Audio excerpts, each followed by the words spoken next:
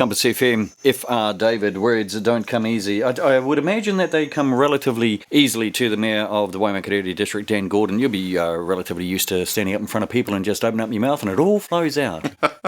Try and have it flow out with a bit of coordination there, Kerry. Good morning. It's quite incredible. We all know amazing words, but just getting them in the right order sometimes. I get used to being thrust on me at various things that people want me to speak, which is great. I enjoy doing it, but a little bit of preparation is quite nice beforehand. Hey, before we go any further into this little chat here, keep an eye out for a invite. We're going to be inviting you to our 10th birthday party. Fantastic. It's coming your way pretty soon. I'm looking forward to it. Yeah, we've already invited the Governor General. We're invited the Prime Minister. Awesome. Various ministers of the Crown who've got something to do with broadcasting. Wonderful. And you. So well, gosh, what an A-list. Are you bringing out the flash shoes that night? Oh, probably, yeah. I just shoes, my Mayo Dapper shoes. Kerry. Wow, I've seen you at Dapper Man, and wow, you were pretty damn dapper. Thanks, man. I appreciate that. Also, Murray and Craig, the other members. Oh, right. Well, they're part of the A-list too, of course. Obviously. Yes. Okay, so there you go. We've got a birthday party coming up pretty soon too, and you've got a budget coming up. This 10-year budget, is it? Are you still banging on about that or what?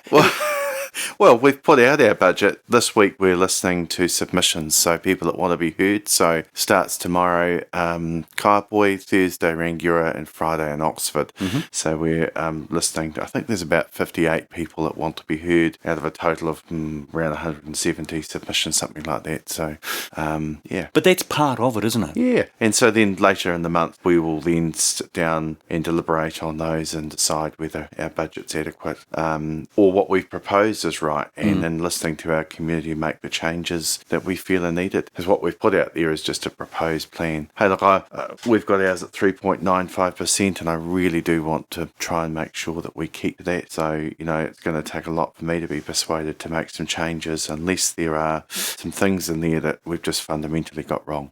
So they're the things that we need to be cognizant of. Two things. One is that one of the lowest rates in the country, and two, after going out for consultation, is that like getting a redundancy call into the boss's office and we're after your feedback, and it doesn't make any difference at all. No, it does make difference, and I want to really make that clear that I've read through the submissions and there's some really good points in there, and there's some things I hadn't thought of, and that's why we go out and ask for public feedback. We like to think that we've got most things right, but hey, that's what the feedback process is about, or the submission process is about. So looking forward to hearing from people directly, and we'll see where we go. Absolutely brilliant. So you're welcome to come and sit on, Gary. Didn't see your submission there. Thanks for that, Dan. No, I'm relatively relaxed about what's going on. Maybe one or two things. We might touch on one of them in just a moment. Cool. You're heading off to Wellington to have a chat with ministers about the Three Waters. How is that going? Yeah, well, we had a conversation within Mayors of the South Island on Friday. So what we've put up now is effectively like a straw man model that we think we want to go to our community with and say, well, look, here's the status quo. And if the straw man might be a model that we think we could work with. So we're going to talk to the Minister about that on Thursday, so that when the government makes their decision on that, we have a model that we feel that we could put to our community as an alternative. That's not by any stretch of the imagination saying that we're in agreement or think that the government has put the case, because at the moment we don't think they have.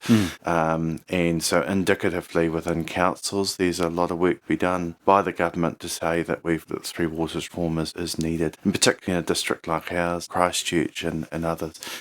We're yet to be convinced that there's a model that we think will work going forward. But this is such an important reform. The opportunity came up to present that to the Minister. So I said, yes, I'd be happy to be part of that smaller grouping that'll go up and talk to Nanaia Mahuta on Thursday. Okay. When this was first started to be talked about, from the government, they were throwing around money values as well, weren't they? Yeah, they had.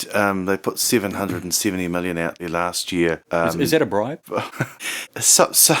Well, they called it stimulus funding. I'm not going to call it a bribe. There's been many other terms used. Look, we have used that to advance projects that we needed, that we could bring forward and use. Should that money have been used differently? Or my personal view is I think it probably should have been used to fixing the problems that exist within the water system throughout New Zealand rather than dishing it out to councils. But that's my personal view. Yep.